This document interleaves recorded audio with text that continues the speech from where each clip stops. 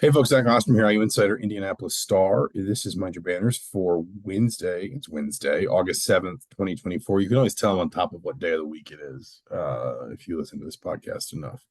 And by on top of, I mean not at all. He's Mike Niziolek from the Bloomington Herald Times. Obviously talking football fall camp today, Mike, as we were chuckling at off air.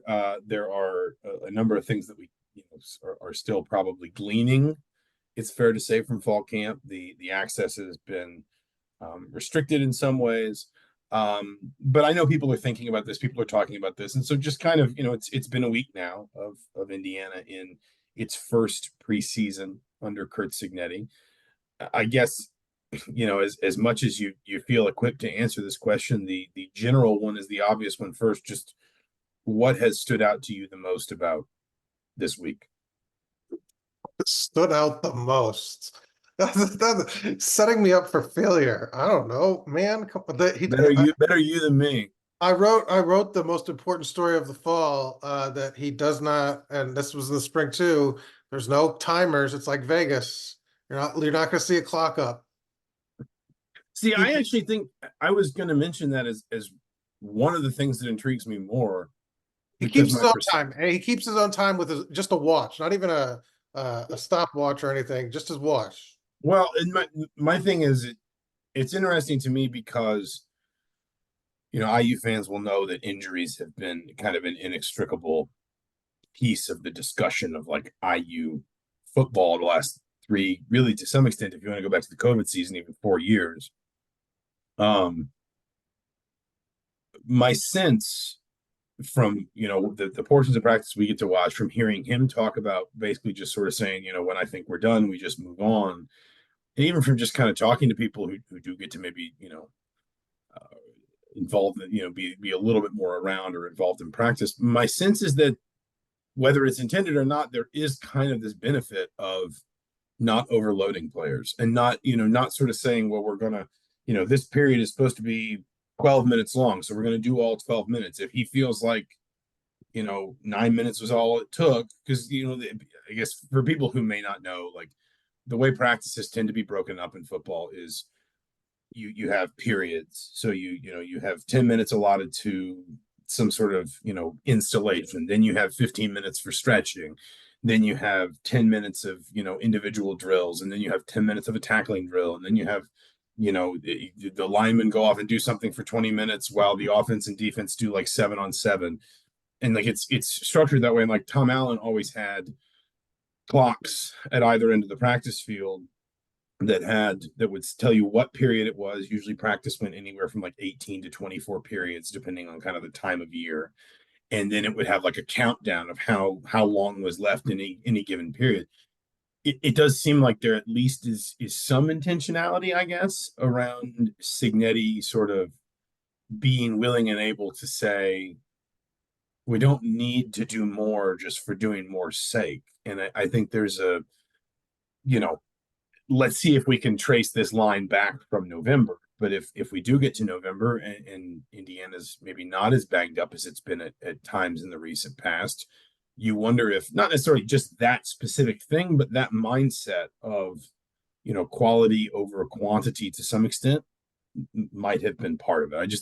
I think that actually has intrigued me, and we aren't we they say sort of like a lot of the specifics they tell us we're not allowed to talk about when we come to practice. I don't know how many specifics we're actually seeing because we get like 30-40 minutes of practice, and a lot of that is stretching. So it's not like we can sit there and start charting plays or, building three deeps or anything like that. But that did jump out to me. That was interesting to me. Yeah, I wonder, now looking back, now I wonder if that was privileged information that they don't want his opponents knowing that he keeps his own time. Did we screw that up? And Well, now he we're talked gonna, about it. You wrote about it, so you screwed it up. oh shoot.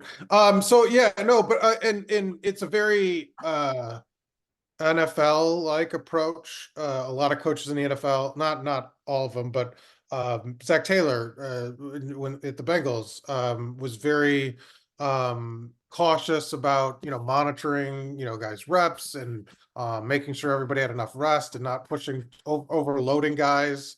And they veterans especially appreciate that. And I think from the players we've talked to, guys that he brought over from JMU and guys that are returning from Indiana have enjoyed that aspect of it. I think Mike Kadick was like, we just get the work done, get in and get out. And there is some upside to that. The downside is man, when you fans, if the fundamentals are off or things like that, I mean, you kind of think, well, maybe they could have taken a few extra minutes. One thing that did stand out to me, I will mention, was his answer about special teams, having covered, one of the programs that prided itself on special teams over all else in Virginia Tech and Beamer ball. I feel like Frank Beamer might have fainted when he heard Curt Cignetti's answer about kick return, uh, practicing kick returns, when he's just like, well, they only happen about 30% of the time, so we haven't even repped it yet. And was very dismissive of the play, and it doesn't sound like he emphasizes that all that much. And so special teams does not seem in that aspect to be as important as some of the other programs I've covered. Yeah, I mean, I can kind of see that both ways, and like special teams is kind of one of those proof in the pudding things for me. Like I remember when Tom Allen came in, um, Kevin Wilson had taken a somewhat hands-off approach to special teams. A lot of his punters and kickers were walk-ons. His long snappers were almost always walk-ons, and they had some good ones. I mean, they had Big Ten Kicker of the Year one year, and they had a long snapper and Matt Dooley that got into some NFL training camp environments. Which that's obviously one of the positions that's I think probably hardest to break into the NFL, just because once teams find a guy who's good at it, they keep him for 5 years. But Tom Allen had been a special teams coordinator, and when he came in, there was this definite shift of like Indiana's going to hire a full-time special teams coordinator. They're going to start putting their punters and kickers on scholarship. They're going to recruit these positions and this phase of the game at the same level that they're recruiting, offense and defense. And there were years where it was like, wow, this is really paying off. I think Griffin Oaks, his first year, Griffin Oaks had been Big Ten Kicker of the Year in 2015, had kind of a down year in 2016, then came back and won it, if I'm remembering rightly, again in Allen's first year in 2017. And obviously Indiana had, some success, particularly bringing some punters over from the kicking punting school in Australia. And then there were years where Indiana really struggled with special teams, and there was sort of this like, well, why does Indiana have a special team coordinator then? It just like that feel, especially in college football, where there are obviously restrictions on your time, and you don't tend to specialize. You'll look at younger players and say, hey, you can break through on special teams, but first of all, by the nature of the whole thing, if you're encouraging younger players to win time on special teams, you're encouraging less experienced players who are probably less polished and a little bit more prone to mistakes. But number two, when you have a confined amount of time that you can work with your players because of practice limits and that sort of thing that exist in a much more tangible way in college than in the NFL,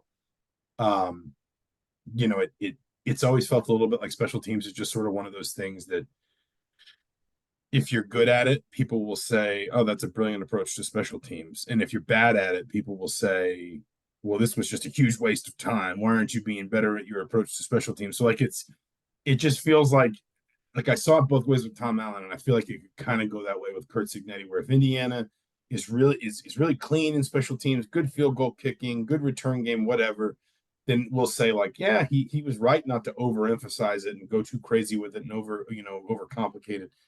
And if like Indiana struggles, it'd be like, well, I bet he regrets not working on special teams more. I just thought the honesty he said, where he's like, well, what does it matter basically about kick return? That sort of straightforward response to me, not many coaches will sort of say that or devalue a play like that. I do think they have recruited guys with kick return and punt return experience, so he can have a certain amount of confidence that they have the right skills in place. He mentioned Miles Price, Keyshawn Williams, and Solomon Van Horst, the spring edition from JMU. So, I mean, they're not lacking, I think, the skill guys to sort of be effective in those areas. And so to him, I think it's just like, well, we got the guys that we need and we'll be fine. In terms of maybe not emphasizing it in practice, that's kind of the difference. But they did recruit to sort of, get guys with those skill sets and sort of a background in it. So that is it's sort of strange because it's like at odds with, well, you obviously valued that in the recruiting trail, but necessarily, don't put an extra emphasis on it in practice. So kind of just a different kind of thing. It sounds like he just, and a lot of coaches will say this, just give me the ball. And for him, he's has so much confidence in his offenses. That's probably doubly true. And it is worth saying, specific to special teams, he's also had the same special teams coordinator with him for a long time. Grant Kane coaches his tight ends, but I think I want to say he's been with him for 5 or 6 years. So I think maybe it at least goes back to pretty much his entire time at JMU, if not a year with him at Elon. I feel like he hooked in with him at Elon. So the point is, it's not a, if you sit here and worry about it too much, like he's clearly got somebody that he trusts in that phase that sort of knows his process. And as you said, he brings some people over with him in the special teams area. I don't know. Like special teams is just kind of one of those things that it like beauty is in the eye of the beholder and the results in my experience. And like it's the same thing as like the debate about playing your starters on special teams. If you have great special teams, then it's like, well, yeah, of course your starters play special teams. But if I remember a few years ago, Nick Westbrook tore his ACL covering the opening kickoff of the season. And everyone said, what was Nick Westbrook doing on special teams? And it's like, well, like it's harder for people to gauge, I think, in a lot of ways than offense and defense or to grade it or like quantify it. And so it just kind of winds up being a little bit different. But All the right, so other now you thing, have to answer. Now you have to go. What's well, your I out was of the about spring? to. I was about to. Oh, And were I don't you? know if this is specific to Indiana or if it's specific or it's just maybe more like a Your standout of Indiana for the spring is not specific to Indiana. That's well, good. it's not the spring, first of all. Or So why fall. don't you, Fall. it's okay. It's okay. We know Jeez. get your words right, please. Um I'm stepping down. the is a lot of times when you see a coaching change, and certainly when you see the kind of roster turnover that Indiana had this past year, more than half of its countable scholarships got turned over. I feel like you just sort of expect to see like a younger, smaller team almost. And again, I think this is maybe a little bit Indiana's approach, and it's a little bit sort of a sign of the portal era, but I think it's just kind of it's striking to me how old Indiana looks. And it's a reminder, I mean, they've got a ton of seniors for a team that has turned over so much of its roster. For a team, we've talked about like that 2023 signing class has got like 2 or 3 kids left in it. Because so I many think have it's moved five. on. Other Five, yeah, but it's not many. I mean, it's a two small thirds. number. Um, you know, That's last year too. yeah, That's yeah, not, it's at the yeah. I mean, but it's class. just sort of like it. The roster has turned over a lot, and yet They're veterans, yeah. because of the portal and because of the way Cignetti and his staff chose to use the portal, they have a very old roster now. There's some give and take with that. Like the biggest piece of it is that, and Cignetti is not shy about this. He said this to us. That means they're going to have to go replace a whole bunch more guys in the winter portal window again. And I think they've got. It seems like they seem to be targeting somewhere in the area of like 20 to 25 high school signees. So, some of that number, I think it's 36, 37 seniors, something in that range. Some of that number will obviously kind of be backfilled by incoming high school players. And Cignetti has said that his sort of preferred balance is like, what has he said? Like, I think 15 to 20 high school players and 10 to 15 transfers so that you have that sort of established core group that develops up through your program. And then you accentuate that with transfers. But there was a conscious decision made to recruit experienced players and to go get guys who might only have a year or two left. And I mean, you bring in a quarterback with only 1 year left. I think two of the four running backs. That one, I think he said basically it's a bonus if they have extra years. You're probably going to get a guy that's at Yeah, that it's hard. It's hard to land D'Angelo Pons, what Aiden Fisher has a couple of years. I mean, those are sort of the exceptions to the likeliness of you're just getting a guy with no eligibility left. That I just think it's interesting because there has been, and we've talked about this numerous times, but there has been this like thread woven through this whole season around the idea of um, the schedule, 8 home games, a potentially favorable path to a bowl game, all that.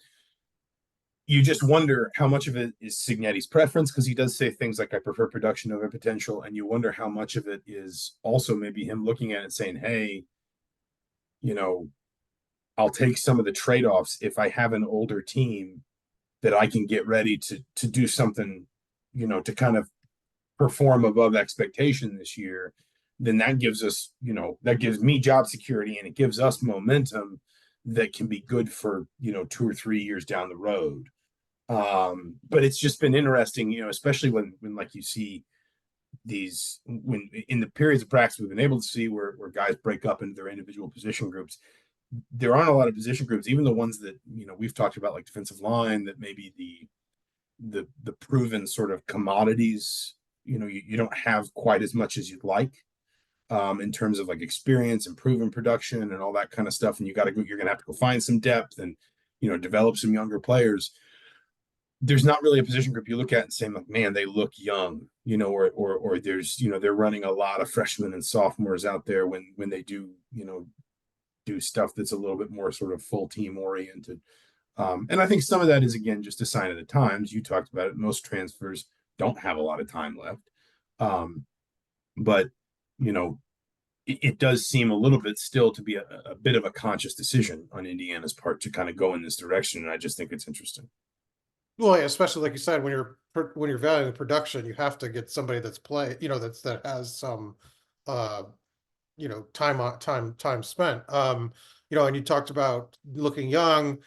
I mean, in our projected depth chart and based on kind of what happened in the spring camp, and there's only two true sophomores that are on, that really in the mix for sort of starting roles, and that was Pons and Farrell. So I mean, it's not, there's not even, I would be surprised if there was a freshman, like Tom Allen had last year. Most of them will redshirt. So, that's kind of what I think.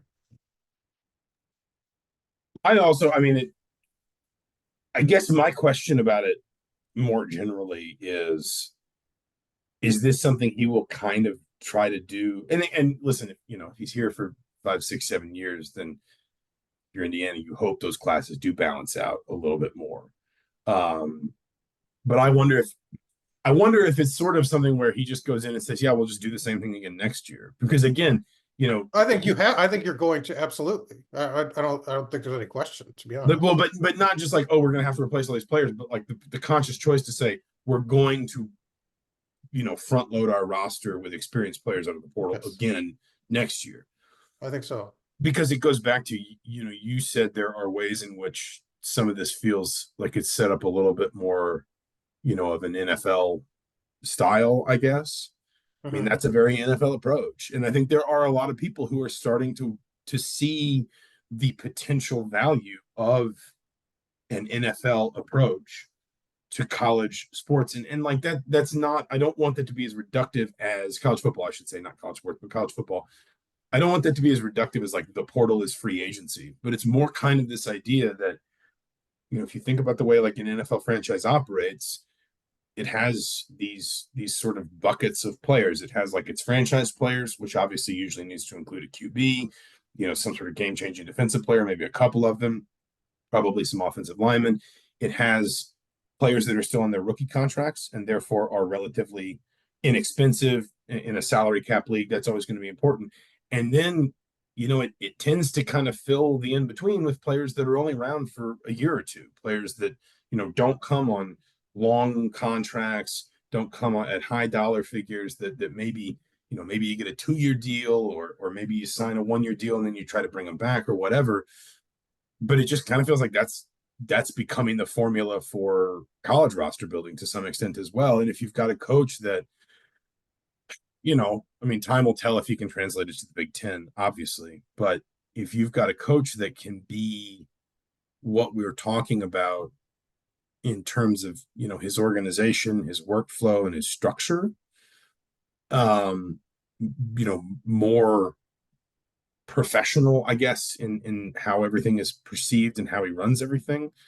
I guess that process just sort of makes sense to me. Again, like I don't want that to be reduced all the way down to just like Yeah, no, and I college think football is the NFL, but we used to think about college football in these sort of like these layers, like these tranches of players. It was like, you have your freshmen who don't play, and then your sophomores who play a little, and then your juniors who play a lot, and your seniors who are your leaders. It feels like we're going more toward that NFL model of like, these are the players we can't afford to lose. These are the players that, from an NIL perspective, from a playing time perspective, whatever, they aren't going to demand too much right now. And then in the middle, we just kind of fill with guys that'll come in and be net positives for a year or two, and then we'll replace them with somebody else. and I think it could flip at some point in 2 or 3 years when they have time to develop these guys. But I think Kurt's wired a different way where he's not going to sort of take like, well, if I have to take some lumps and we have to lose some games, that's not what he's kind of said. He's like, we want to win now. And so, I mean, I don't think you can win next year with the roster where you're, prioritizing 25 freshmen to replace some of these veteran guys. And so I think over the next 2 years, I think you're going to see that approach 100%, because I think there's no way to replace the amount of talent they're going to lose with just freshmen and reach any sort of height of success. Especially, there's just you can't. He's not going to punt on 2 years to develop guys.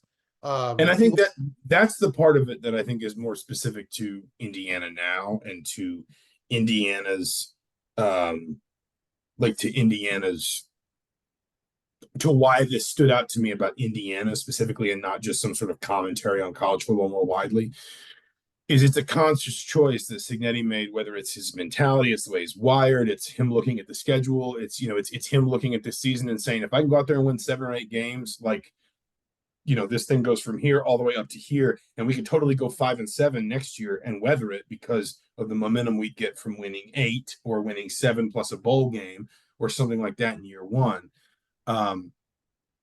Is kind of just this like conscious choice of his. A lot of times, even, and it's changed in the portal era, but even now you'll get, to an extent, coaches that'll be like, well, I need some time, I need my guys, and they'll kind of You try can't to, judge me until I get a full all 4 years of recruiting. Like, yeah, right, they're all my right, guy. Yeah. exactly. And there's less time given for that, obviously, because of the portal, but some coaches will still come in and say, I need at least a couple years to really get my feet under the table in terms of the way we develop bodies, the way that we train, the way that we scheme, and how we install stuff. Cignetti, I mean, from day one, and I don't think people really believed him, quite at the beginning, frankly. But like from day one, he's just been like, listen, you know, I'm here to win, and this is the best route to that in my mind. And that's, I think, the Indiana specific side of that observation of just like, this doesn't look, you're sort of conditioned when there's a coaching change for there to be a gap in the roster somewhere. Like almost like a conscious choice from the coach's perspective to just say, like, I'm going to jettison these players, or I'm not gonna fight to keep this around because I'd rather fill it with my own guys. And if that takes a little time, so be it. Obviously, not all that was up to Cignetti. I know he said, hey, we had some guys that went in the portal and we weren't that sad to lose them. But like, those guys, a lot of those players still went in the portal just because of the coaching change. And that's just still the nature of a coaching change. But it's just this conscious choice to say, I don't want to wait, and I don't think we need to wait as long as we do this. And again, I think there's an intersection somewhere in this whole conversation between that being just a commentary on where college football's at, and that being a choice that Curt Cignetti made for Indiana football in 2024. And I do think, and maybe things change quicker. Like if he has if they have the success he wants early, you recruit a different level of player. And so then you can more rely on those guys when they come in. And so, I mean, there's something to be said to like look, if I win a bunch of games now or in the next 2 years, then we're recruiting much better. You don't have to rely as much on transfers, but I think he's shown a willingness to sort of look, they're going to win in whatever way they need to, and that's how they're going to build the roster. If it's transfers, it's transfers. If it's, finding a key recruit, they'll do that. But I just think he wants to win, and so whatever he has to do that is kind of how he's sort of approached everything from the top down. And again, I mean, time will tell whether it's um, time will tell whether it is something that can be sustained, particularly at a program that has made great strides in NIL fundraising and support in football in the last 12 to 24 months, but is probably still comfortably below the top tiers of the sport in terms of, like, if we're talking about the amount of money that like an Ohio State has or an Oregon has, or even within the conference like a Nebraska has. I don't think Indiana's approaching that based on people I've talked to, but I would also say I think Indiana's comfortably ahead of, for example, a Purdue. And I know for a fact that Indiana has even surpassed comfortably that 3 million number that it kind of let be known publicly when it was in the search process that eventually led to Curt Cignetti. So I think Indiana's in a competitive place.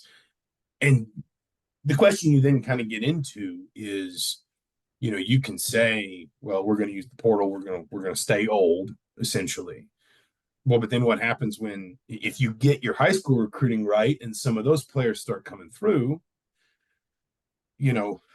suddenly, again, this is where, like, you compare it to the NFL model. It's like going and getting some good, promising young high school players, and from an NIL perspective, from a playing time perspective, they're not that, quote unquote.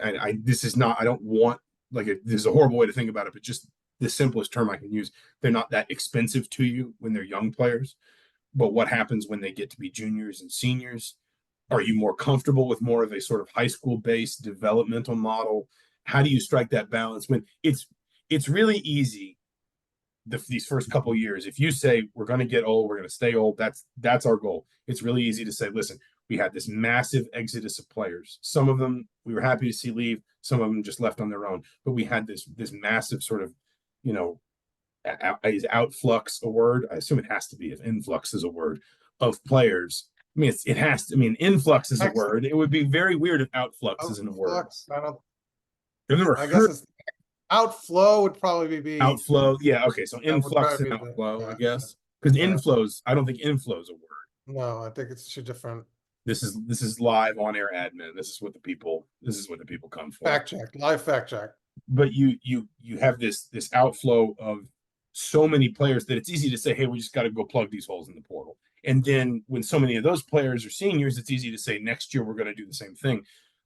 But when you talk about, I mean, because Cignetti has said, like, he has said before that you think about NIL like you think about, not a salary cap, but like a salary pool, and you have this amount of money, and if this player leaves, that frees up the money back into the pool, and you can give it to somebody else. And if you give it to this player, obviously that reduces the pool, whatever.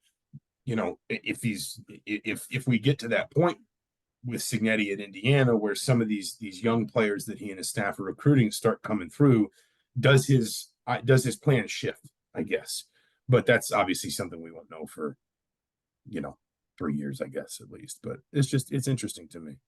Yeah. I don't, in terms of things Cignetti said, I think it's fair to say he has kept his cards close to his chest, or possibly just not really wanted to bring his card deck into the team room to speak with the media. There have been a few interesting tidbits. I think you were going to write on D'Angelo Pons if you haven't already.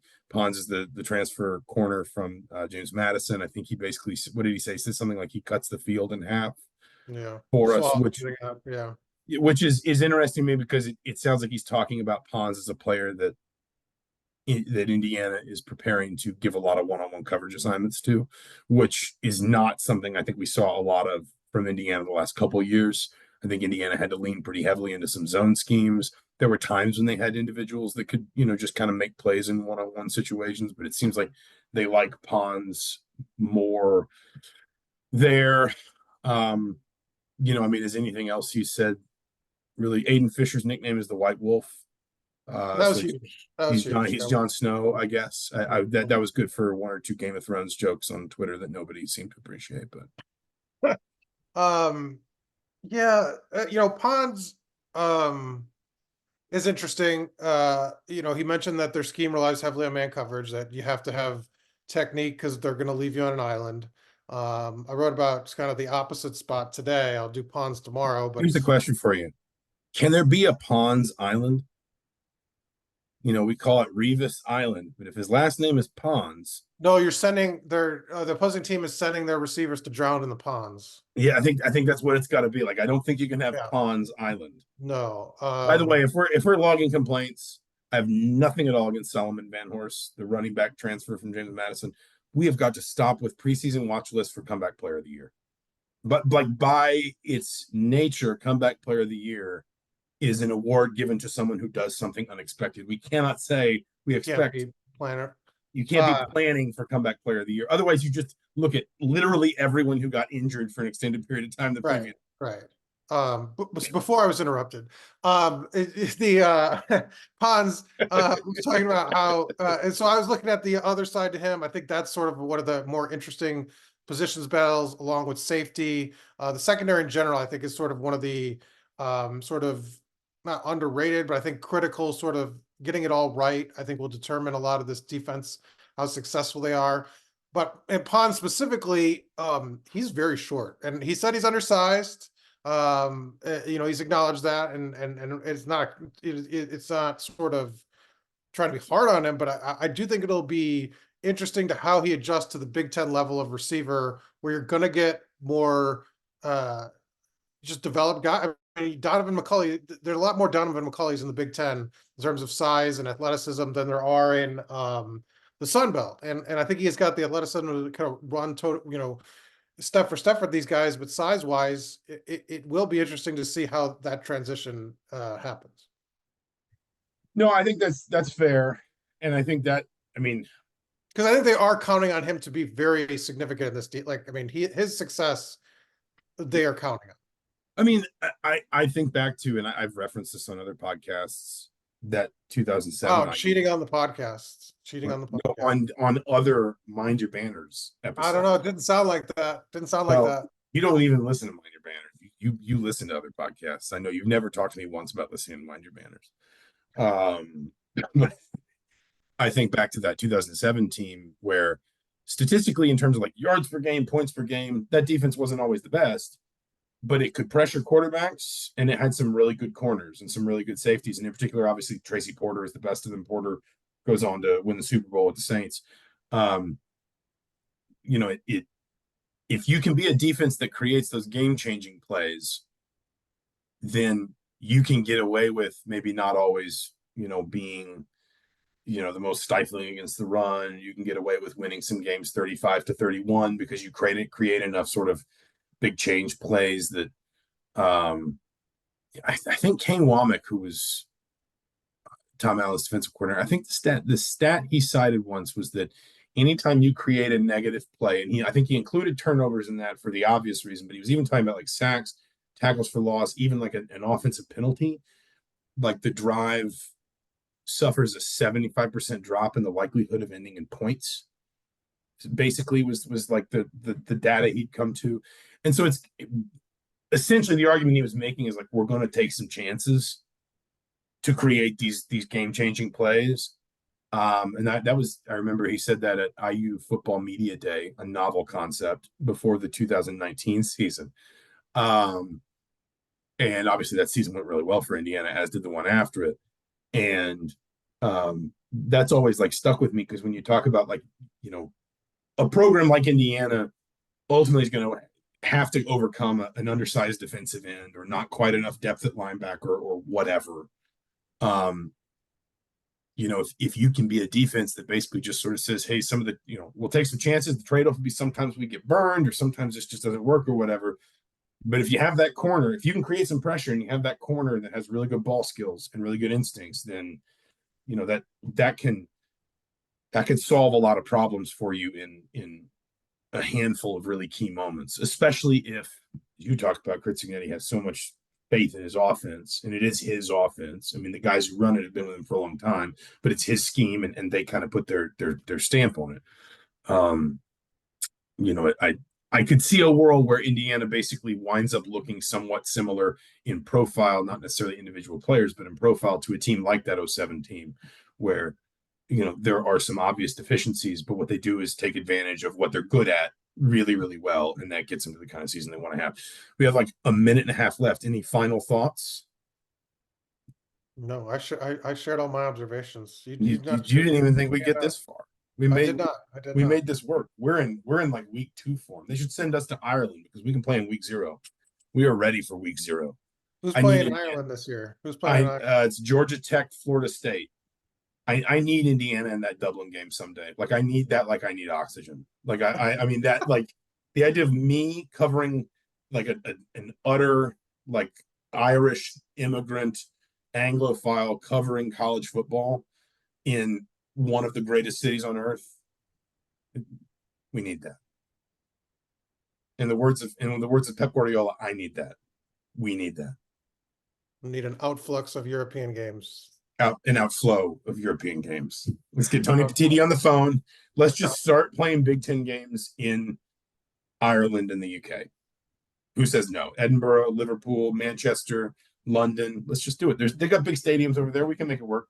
He's Mike Niziolek. I'm Zach Osterman. This has been Mind Your Banners for August 7th, 2024. Thank you so much for listening. We'll be back probably around the same time next week to talk about all of our another week's worth of camp observations. But between now and then, thank you for listening. We're gonna have to dig deep.